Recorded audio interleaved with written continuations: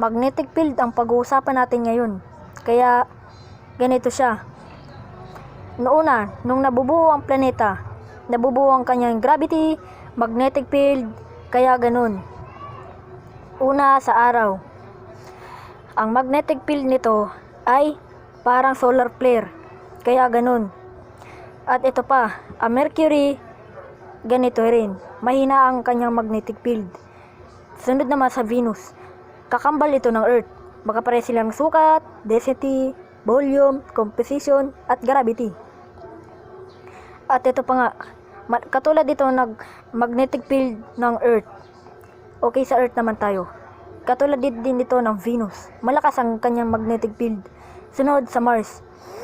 Ang Mars ay parang mahina ang kanyang gravity. Kaya mahina rin ang kanyang magnetic field. Kasi ang core niya, hindi na siya masyado umiikot. Sunod naman sa gas giant. Dalawang gas giant. Okay, dito tayo sa Jupiter. Ang Jupiter ay ito. Ito ang hari ng planeta sa buong solar system. Ito pa nga, mararamdaman mo rin ang kanyang gravity. Malakas ang gravity niya, 20 times. Malakas din ang kanyang magnetic field. Tapos sa Saturn naman, ito rin ang pinamagandang sing-sing sa lahat. Katulad din ito ng Jupiter. Malakas. Sunod sa Uranus. Mabaho itong planeta. Pasintabi po sa may kumakain dyan. Kaya ganun na nga.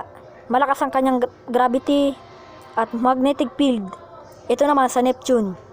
Sa Neptune, hindi ganun kabaho.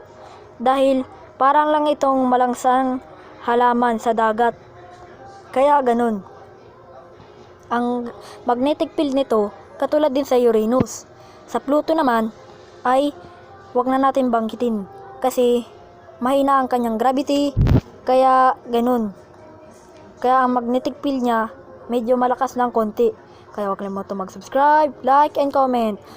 Pindutin mo na rin ang bell para lagi kang updated sa aking video. Huwag kalimutan mag-subscribe, like, and comment. Shoo!